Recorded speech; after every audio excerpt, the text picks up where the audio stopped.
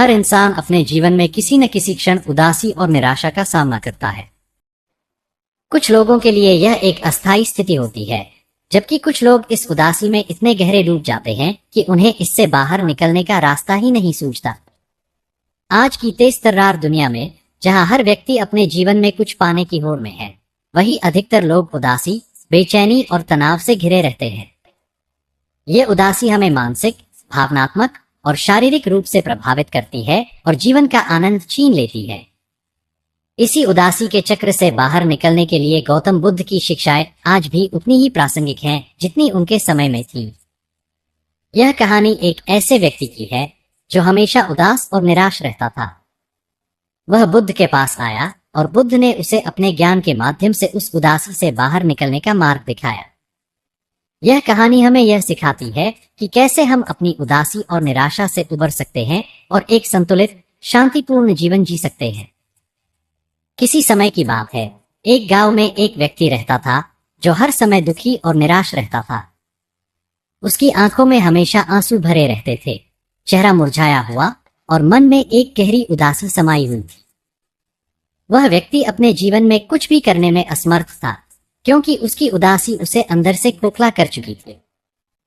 उसकी हालत देखकर गांव के लोग भी परेशान हो जाते थे। लोग उससे पूछते, तुम इतने दुखी क्यों रहते हो? तुम्हारे पास तो सब कुछ है, घर, परिवार और अच्छी खेती, फिर भी तुम हर समय उदास क्यों रहते हो? वह व्यक्ति उन्हें कोई जवाब नहीं दे पाता। उसकी उदासी का कारण खुद उसे भी नहीं पता था। वह सिर्फ इतना जानता था कि उसकी जिंदगी में कुछ भी सही नहीं हो रहा है। उसे ऐसा लगता था कि उसका जीवन बेकार है और उसका कोई महत्व नहीं है। एक दिन उस व्यक्ति ने सुना कि गांव के पास एक जंगल में भगवान बुद्ध अपने शिष्यों के साथ ठहरे हुए हैं। वह यह जानकर थोड़ा आशान्वित हुआ और उसने निश्चय किया कि वह बुद्ध के पास जाकर अपनी समस्या का समाधान पूछेगा। वह व्यक्ति एक सुबह जल्दी उठकर जंगल की ओर चल पड़ा। वह बहुत थका हुआ और निराश था, लेकिन उसके मन में एक छोटी सी उम्मीद थी कि शायद बुद्ध उसकी उदासी को दूर कर सके। उसने लंबा सफर तय किया और अंत में बुद्ध के पास पहुंचा। वह बुद्ध के चरणों में गिर पड़ा और रोते हुए बोला, भगवान, मैं हमेशा दुखी रहता हूं। मुझे कुछ समझ में नहीं आता कि मैं ऐसा क्यों महसूस करता हूं। मेरे पास सब कुछ है, फिर भी मैं अपने जीवन से संतुष्ट नहीं हूं। मुझे ऐसा लगता है जैसे मैं किसी अंधकार में डूबा हुआ हूं। कृपया मुझे इस दुख और उदासी से बाहर निकलने का मार्ग दिखाइए। बुद्ध ने उस व्यक्ति की ओर गहराई से देखा और मुस्कुराते हुए उसे उठने के लिए कहा। बुद्ध के चेहरे पर शांति और करुणा का भाव था। उन्होंने अपनी शांति भरी आवाज में कहा, तुम्हारी उदासी का कारण तुम्हारे अपने विचार हैं। यह तुम्हारे मन की उपज है। तुम अपने जीवन में जो देख रहे हो, वह वही है जो तुम्हारे मन में चल रहा है। तुम्हारा मन उदासी से भरा है, इसलिए तुम्हें दुनिया भी उदास दिखाई देती है। वह व्यक्ति चकित हो गया और बोला, भगवान, मेरे मन के विचार ही मेरे दुख का कारण कैसे हो सकते हैं? मैं तो जीवन की कठिनाइयों से जूझ रहा हूं और मुझे ऐसा लगता है कि यही मेरे दुख का कारण है। बुद्ध ने उसे शांत करते हुए कहा, यह सही है कि जीवन में कठिनाइयां आती हैं, लेकिन ये कठिनाइयां तुम्हारे दुख का कारण नहीं है। तुम्हारा दुख इसलिए है क्योंकि तुम इन कठिनाइयों को जीवन का अंतिम सत्य मान बैठे हो। तुमने अपने मन में एक ऐसी धारणा बना ली है कि तुम्हारा जीवन कभी बेहतर नहीं हो सकता। यही विचार तुम्हें हर समय उदास बनाए रखते हैं। बुद्ध ने अपनी बात को आगे बढ़ाते हुए कहा, तुम्हारी उदासी का दूसरा बड़ा कारण है तुम्हारी इच्छाएं। तुम यह चाहते हो कि तुम्हें सब कुछ मिले, और जब ऐसा नहीं होता तो तुम निराश हो जाते हो। यह इच्छाएं न केवल तुम्हें दुखी करती है, बल्कि तुम्हारे मन में बेचैनी और असंतोष भी भर देती है। वह व्यक्ति बुद्ध की बातों को ध्यान से सुन रहा था। उसने पूछा, तो क्या इच्छाएं रखना गलत है? क्या हमें कुछ पाने की इच्छा नहीं करनी चाहिए?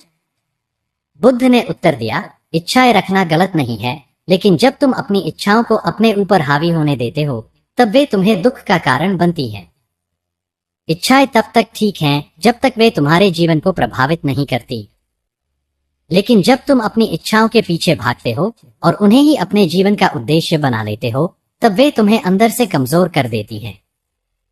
बुद्ध ने उस व्यक्ति से कहा, तुम्हारी उदासी का तीसरा कारण है कि तुम वर्तमान में नहीं जीते हो। तुम या तो अतीत की चिंताओं में फंसे रहते हो या फिर भविष्य की कल्पनाओं में खोए रहते हो। यह सोचने में कि क्या हुआ और क्या होगा, तुम अपने वर्तमान को पूरी तरह से भूल जाते हो। यही तुम्हारी उदासी का सबसे बड़ा कारण है। वह व्यक्ति बुद्ध की बातों को समझने की कोशिश कर रहा था। उसने पूछा, तो मैं क्या कर सकता हूं? कैसे मैं इस उदासी और निराशा से बाहर निकल सकता हूं? बुद्ध ने उसे मुस्कुराते हुए कहा, सबसे पहले तुम अपने मन को स्थिर करना सीखो। ध्यान और आत्मचिंतन के माध्यम से तुम अपने मन को नियंत्रित कर सकते हो। जब तुम्हारा मन शांत होगा, तब तुम्हें अपने भीतर की शक्ति का एहसास होगा और उदासी का कोई स्थान नहीं रहेगा। बुद्ध ने उस व्यक्ति को ध्यान करने की विधि सिखाई।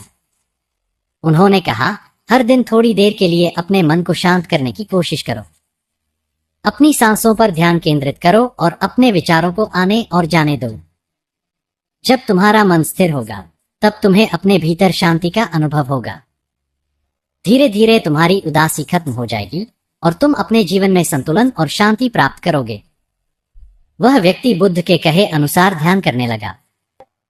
पहले कुछ दिनों में उसे ध्यान में कठिनाई हुई, लेकिन धीरे धीरे उसने अपने मन को स्थिर करना सीख लिया। जैसे जैसे वह नियमित रूप से ध्यान करता गया, उसकी उदासी कम होती गई।